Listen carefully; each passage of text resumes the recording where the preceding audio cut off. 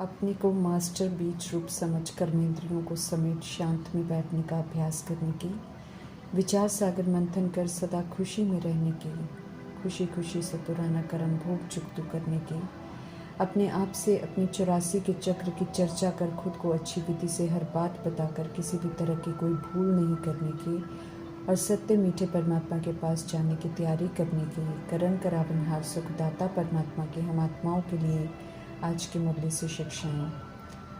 ऊंचे ते ऊंचे दाता परमात्मा के बच्चे, हम ऊंचे धाम से आई हुई आत्माएं देह के भान और अभिमान में आकर देह रूपी कमी कमजोरियों को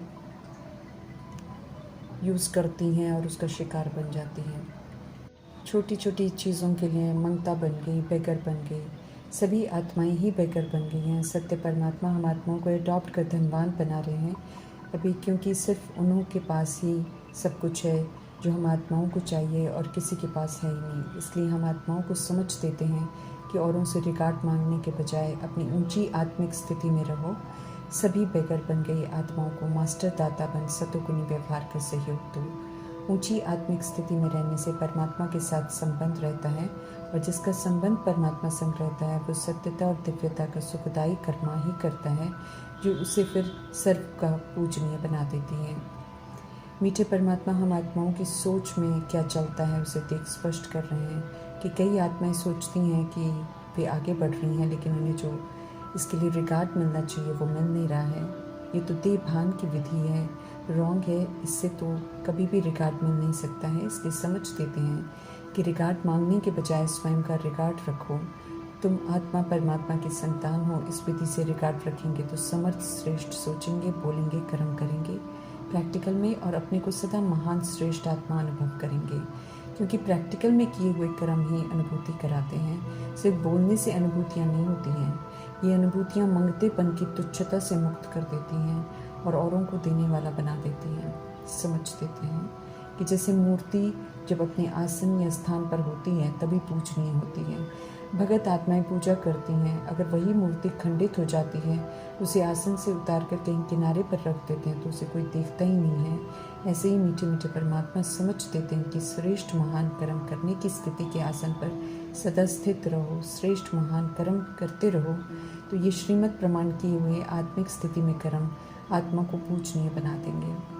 किसी से रिगार्ड मांगना नहीं पड़ेगा, बल्कि आप पे ही सब रिगार्ड देंगे। समर्थ परमात्मा हम आत्माओं को समर्थ बनाते हैं, इसलिए मांगने की कमी कमजोरी से मुक्त होने की खूबसूरत विधि और खूबसूरत राय देते हैं।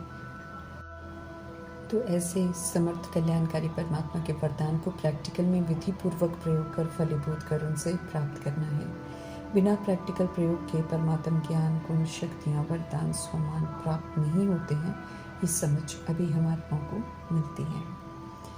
माया अर्थात हमारे ही देह के भान, देह के अभिमान की कमी कमजोरियाँ जो बहुत हावी हो गई हैं हम पर, क्योंकि हमने इन्हें 63 जन्म यूज़ कर अपनी ओरिजिनल अनादि आदि विशेषताओं को मर्ज कर दिया।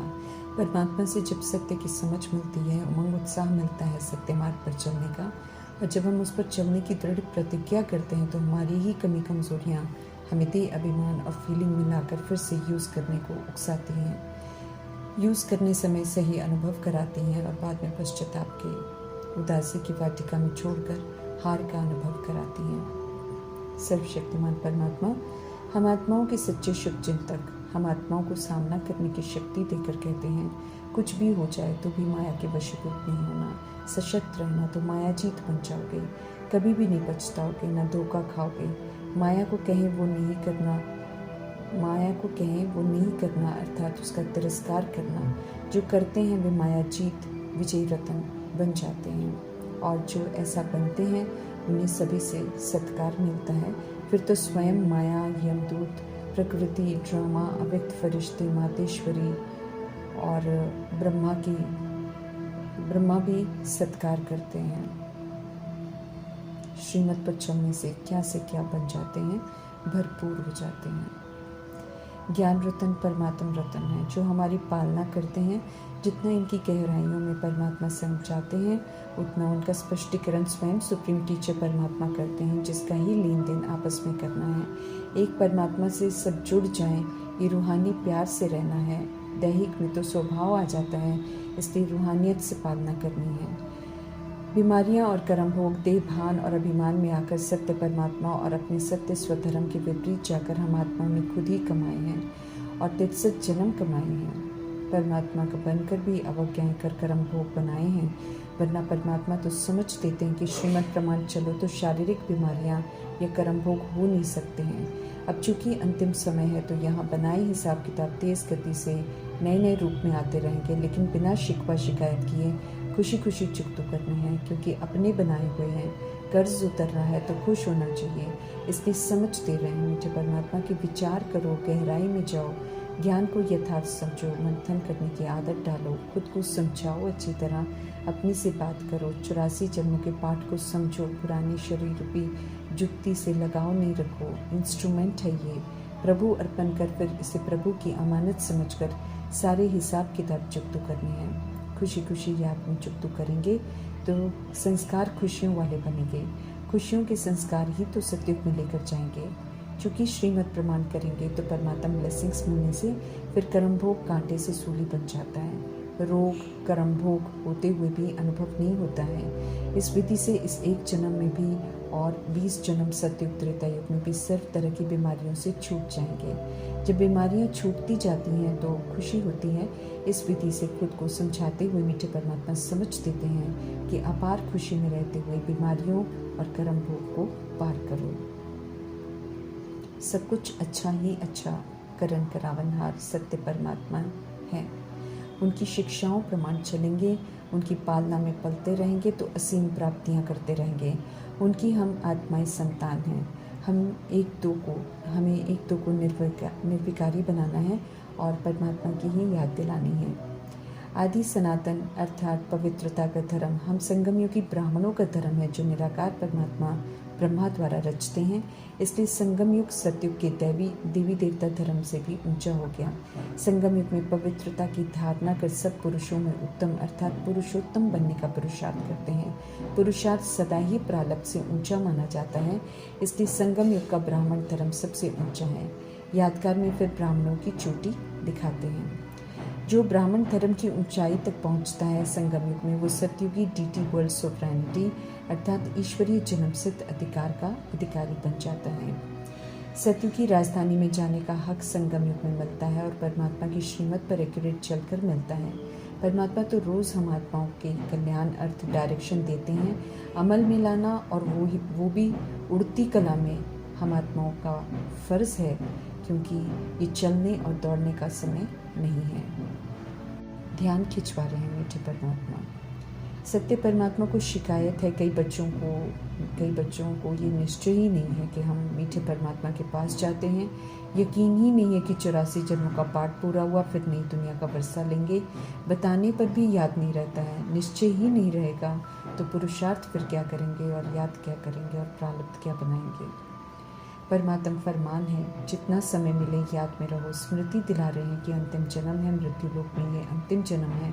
अभी सब खत्म होना है, इसलिए पाप भस्म कर लो, पुण्य कमा लो, जो करना है वो भी कर लो। निर्वाण धाम वाणी से परे धाम में जाने की तैयारी करो, फिर पुनर्ड्रामा में आना है, इसलिए सचखंड के लिए क्वालिफाई करो। कर्म योगी बनो, कछुए से विस्तार को सार करना सीखो। शरीर निर्वाह अर्थ बाह्य मुक्ता में आकर कार्य किया, फिर डिटैच होकर कर्मेंद्रियों को समेटो। अंतर्मुखी होकर स्वदर्शन स्वचिंतन और प्रभु चिंतन करो।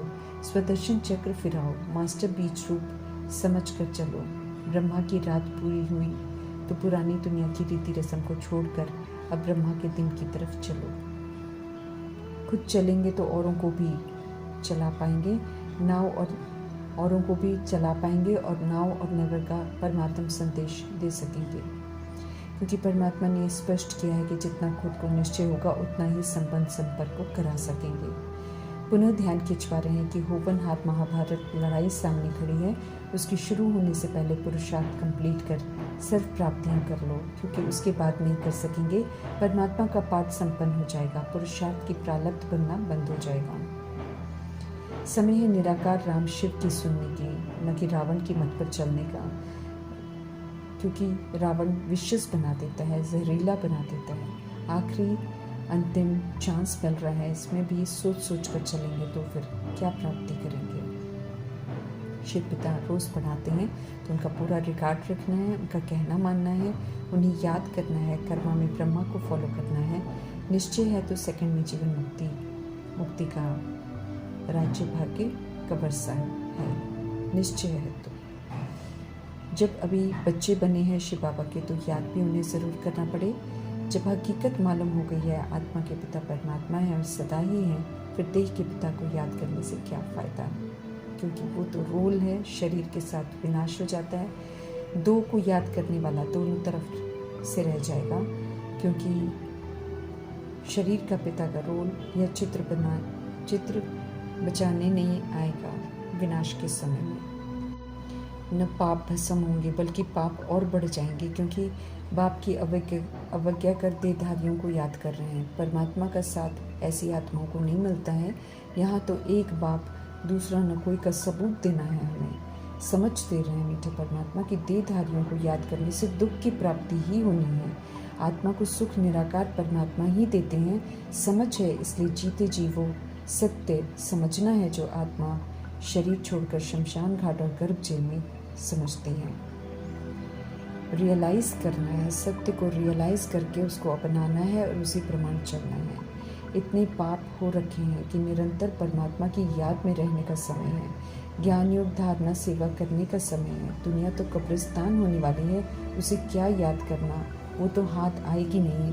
लेकिन जो सत्य की दुनिया आनी है उसके लिए तो सच्ची याद में रहकर पूरा पुरुषार्थ करना है। विकारी गृहस्थ अधर्म को छोड़ अब निर्विकारी गृहस्थ धर्म में जाना है, तो याद में रहकर निर्विकारी बनना है। वंडरफुल गॉडफादर की वंडरफुल नॉलेज के वंडरफुल राज को समझ अमल में लाकर only wonder of the world heaven, जन्नत, परिस्तान, स्वर्ग, शिवालय, अल्लाह के बगीचे में जाने का पूरा पुरुषार्थ करना है, जो कि पास्ट की यादों से देह सहित देह के संबंधों को भूल कर ही कर सकते हैं, क्योंकि तभी सच्ची एक बाप की याद ठहरेगी, जिन्हें भूल कर आज दुनिया नर्क बन गई है। एक की ही याद से पुनः स्वर्गवासी बनेंगे और धर्मराजपुरी में बंद होने से बच जाएंगे। माया देह के नाम रूप रिश्तों में ही तो फंसाकर सत्य परमात्मा से बेमुख करती है। आधा कल्प के झूठे देह के 63 जन्मों के लेबल्स को मिटाना है। परमात्मा मदद कर रहे हैं। अभी भी देहधारियों की यादों को संजो कर रखेंगे तो कहाँ पापों से बच पाएंगे और कहाँ 1 की लाख गुना की सज़ा से खुद को बचा सकेंगे, क्योंकि हमारा लेबल्स को और देहधारियों को नहीं भूलना कितनों को देहधारियों को भूलने नहीं देगा, एक परमात्मा को याद नहीं करने देगा। जो इसमें निमित्त बनता है वो तो कड़ी सज़ाओं का हकदार बन जाता है, क्योंकि परमात्मा ने स्पष्ट किया है हमें कि जैसा कर्म हम करेंगे वैसा ही सब फॉलो करेंगे, और जैसा संकल्प हम करेंगे वैसा ही वायुमंडल क्रिएट करेंगे, और उसी प्रमाण अंतिम रिजल्ट तय होगा। श्रीमद् प्रमाण है तो रिवॉर्ड, नहीं तो धर्मराज की सजाएं, और परमात्म प्यार और प्राप्तियों से सदा के लिए वंचित हो जाएंगे। समझना है कि बाप ऊँट चढ़ाने के लिए आए हैं, अच्छी तकदीर बनाने के लिए आए हैं, सब तरह के दुखों से छुड़ाने के लिए आए हैं, विक्रम विनाश कराकर सेव करने के लिए आए हैं, तो तुरंत उनके डायरेक्शन को अमल में लाना है और अपना कल्याण करना है। ओम शांति।